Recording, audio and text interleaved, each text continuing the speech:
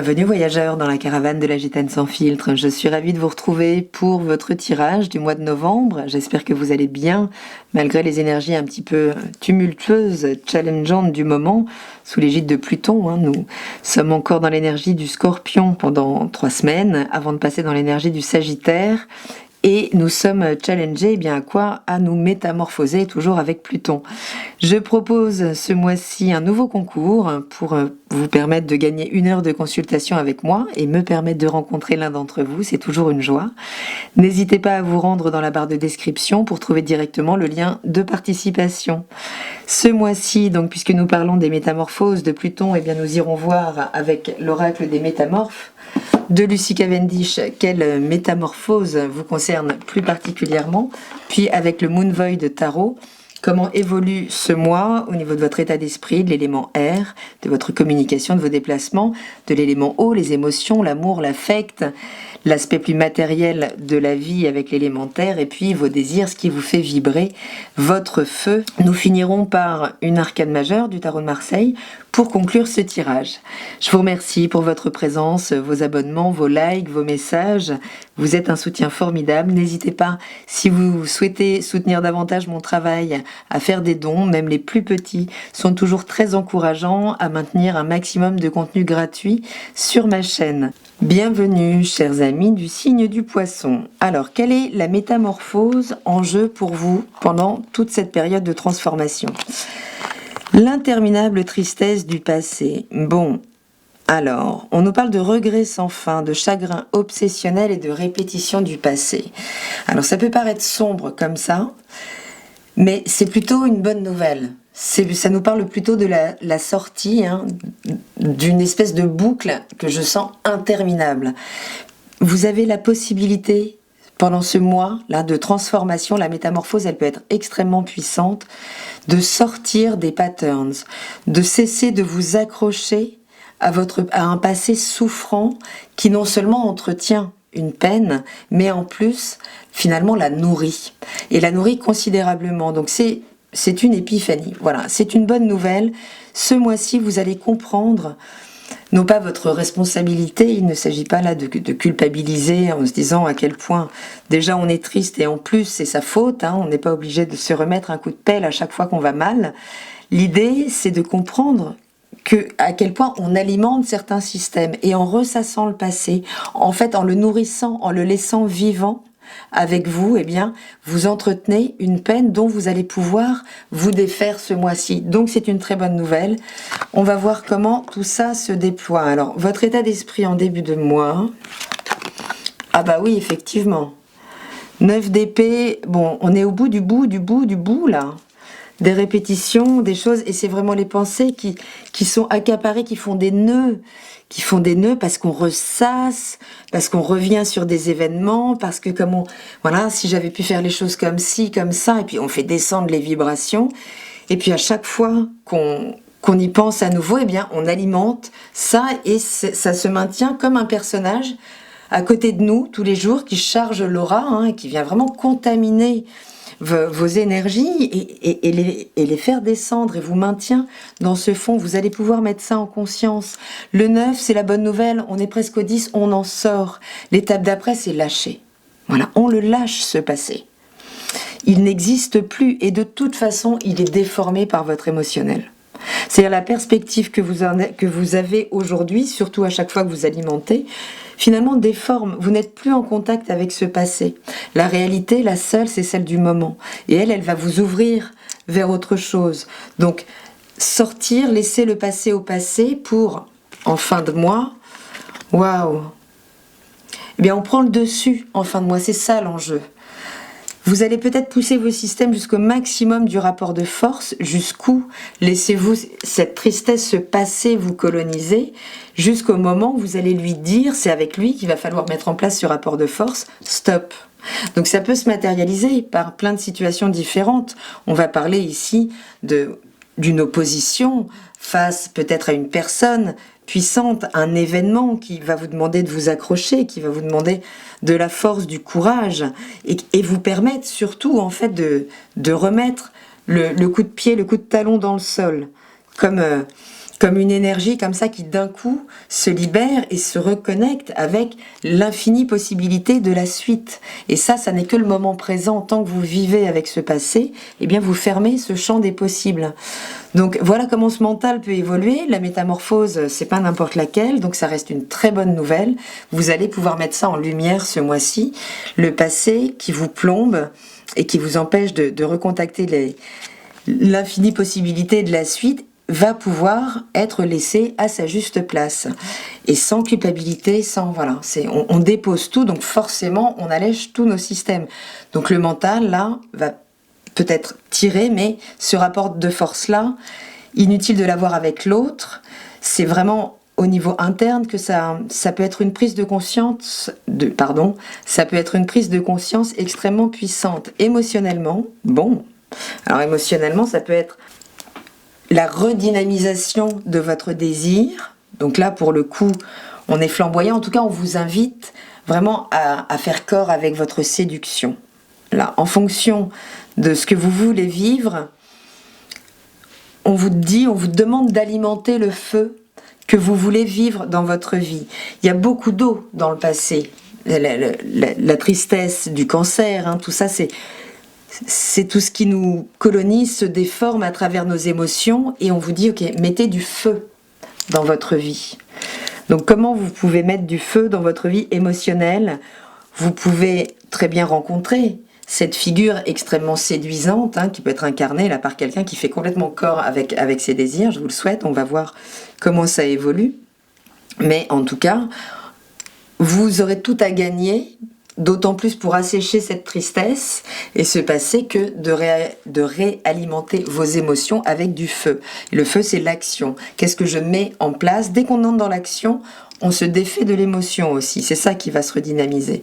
Avec ce 9 d'épée, vous voyez, on peut plus bouger, on est complètement prostré dans ses pensées, dans des mécaniques qui tournent en rond. Là, à nouveau, il y a de l'énergie, il y a une étincelle, mais qu'il faut alimenter. Il s'agit de connaître ses désirs. Pour faire corps avec eux, il faut les connaître, pour être complètement aligné.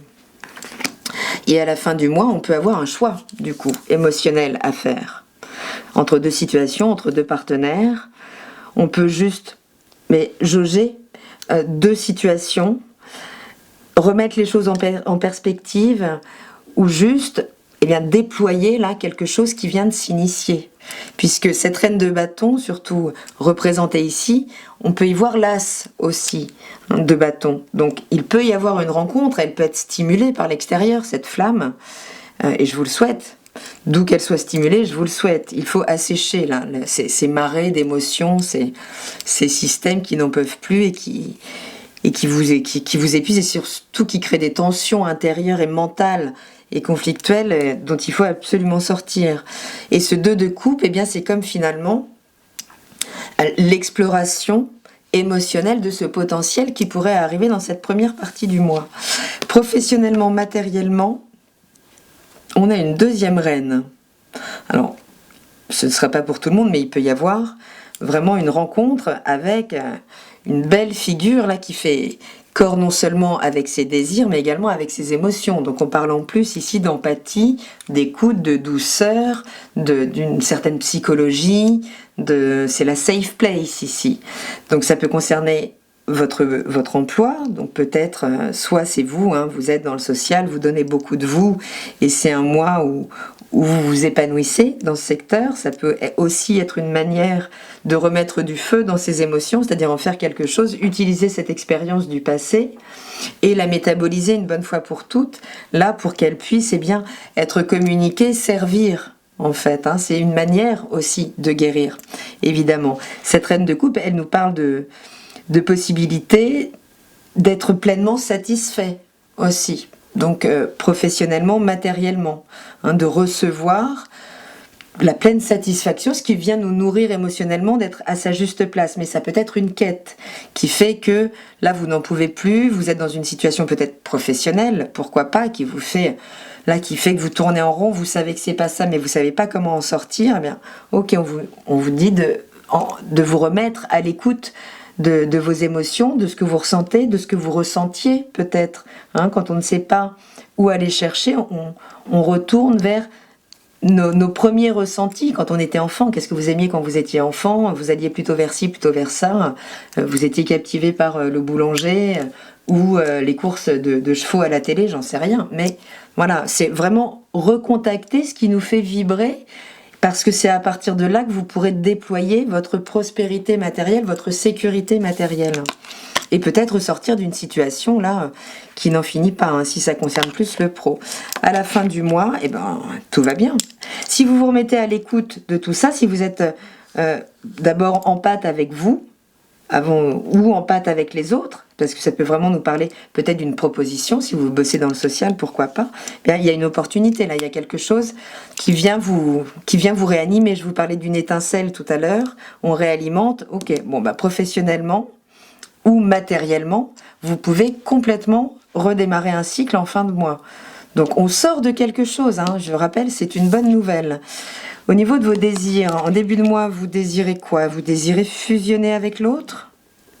Oui, c'est un peu votre truc, en même temps, les poissons, que ce soit conscient ou refoulé, mais il y a ce désir de fusion avec le grand tout, hein, vous.